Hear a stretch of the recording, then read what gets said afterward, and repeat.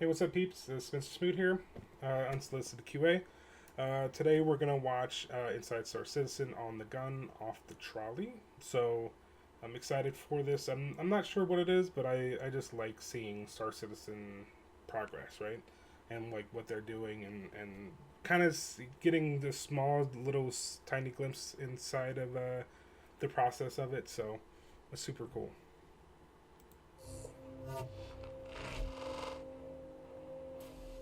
So I've been looking forward to announce this for quite some time now. Our feature team is breaking out into vehicles. I'm aware that sounds a little odd. Give me a sec to explain.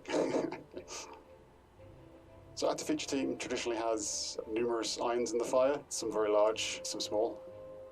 That said, all of them add to the wider canvas. Having the PU as a live game gives us a unique opportunity for not just the development of an MMO. The PU is all games combined, effectively. The PU gives us something unique in that we can reach out and ask people to test our features. Getting that feedback early on allows us to iterate, so it's great all around for all the games we're making. So one of the features we're working on right now is mounted gun. First glance, the feature may seem somewhat familiar in that we have a Gatling gun on the side of the Valkyrie already. The issue with the current implementation of that is that it's leveraging the ship turret system. This new feature changes that up. We've implemented it in a way that's both sort of physically accurate, but also gives a much better player experience in terms of the mounted gun.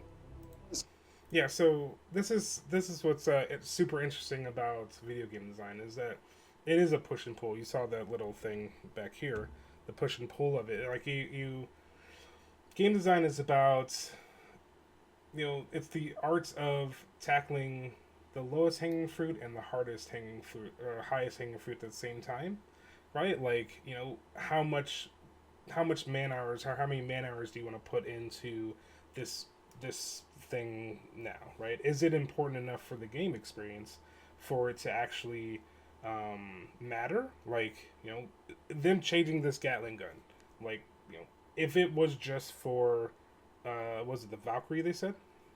If it was just for the Valkyrie, like, um,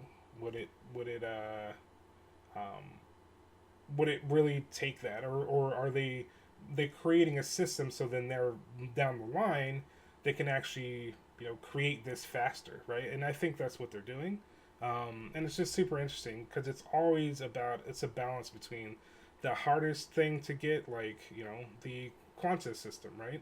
That's a super hard system versus like getting this system down is seems to be low level. No, not low level. Low hanging, right? It seems to be easier than than that. Like because they might have had a blocker of like the physics field. I don't know. That's just kind of my brain just talking, but yeah, it's just interesting. It's one of the most interesting parts about game design. So there are two modes with mounted gun. There's what you'd consider the ready state, where you're just holding the grip as if you had a weapon in a stocked mode.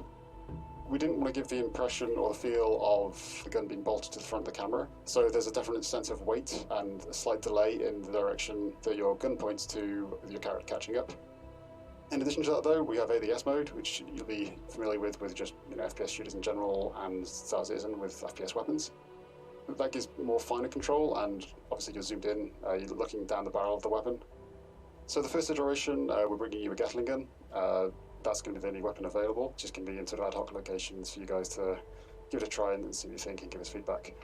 Not just going to be Gatling guns. The intention is to provide a wide range of weapons. So you're aware of how many weapons we have on our ships. Imagine that on a mounted gun. But moving forward, there's other iterations of the feature we want to make. Possibility of the locations, especially in Squadron and in Theatres of War, you're going to see them cropping up all over the place. So the sky's the limit in terms of the feature, I think. Yeah. Another feature we're working on, and in fact we've worked on this feature for a little while now, is force reactions. And in this iteration, we're introducing staggers. Stagger really introduces just an extra layer into the combat experience. It's not something that's as destructive as being knocked down, but it is something noticeable and visceral when you're shot, say, from a 50 cal pistol or a Daring shotgun. You're going to notice it and feel it.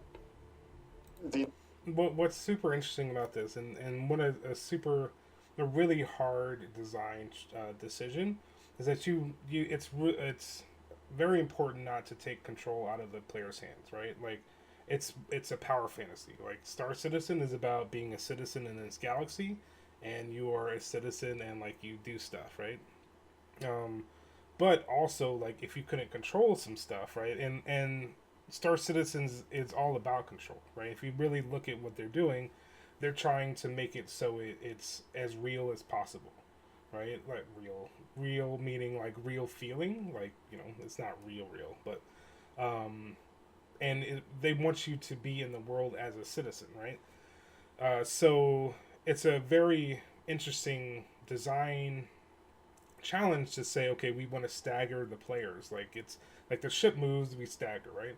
It's very immersive, but at the same time, like it takes a little bit of control off the player, right? And um, it's going to be interesting to see because it's like how does a player get used to it so they know that that's going to happen, right? In like real life, right? Like you turn a corner, you know that you're going to swing outwards, so you kind of lean in a little bit, right? Like is the player going to be um, going to get used to that, right? And then on top of that, is that even a part of the design of it, right? So those are the two interesting things about this thing. Like when I first heard about it, I was like, oh, that's interesting, but it's very it's extra, right? Like extra, like, but it just feels like like because Star Citizen's about detail, and it just feels very Star Citizen esque. I'm not sure how I feel about it yet. I think it has to be in game and like really playing with it.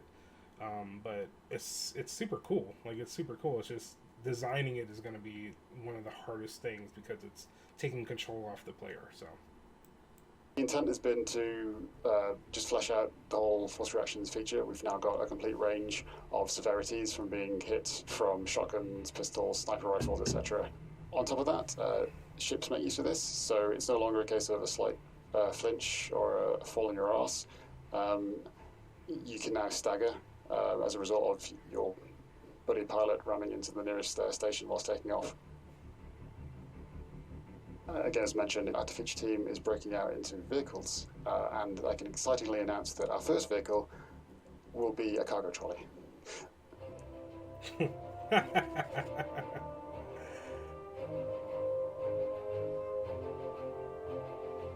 oh Star Citizen is many things. I didn't think we'd get to the point where it's Jackass in space, but now we have opportunities. So the feature we're working on is trolley push pull.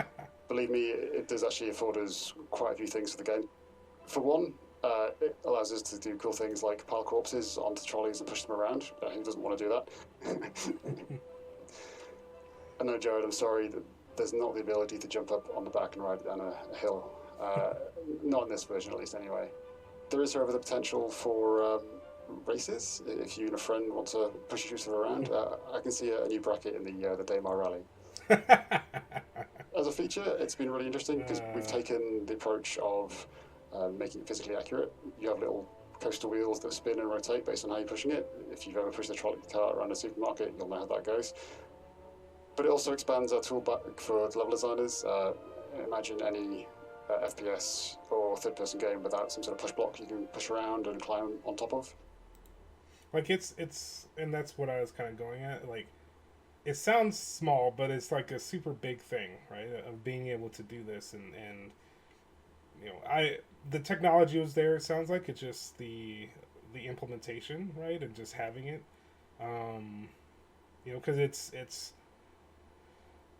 it just gives more space, right? Like I don't know what it's gonna really look like in the future of like what the refining stuff is and all that stuff. Like I know that you're gonna buy stuff and it's not gonna just appear, right? Maybe they're going towards a direction of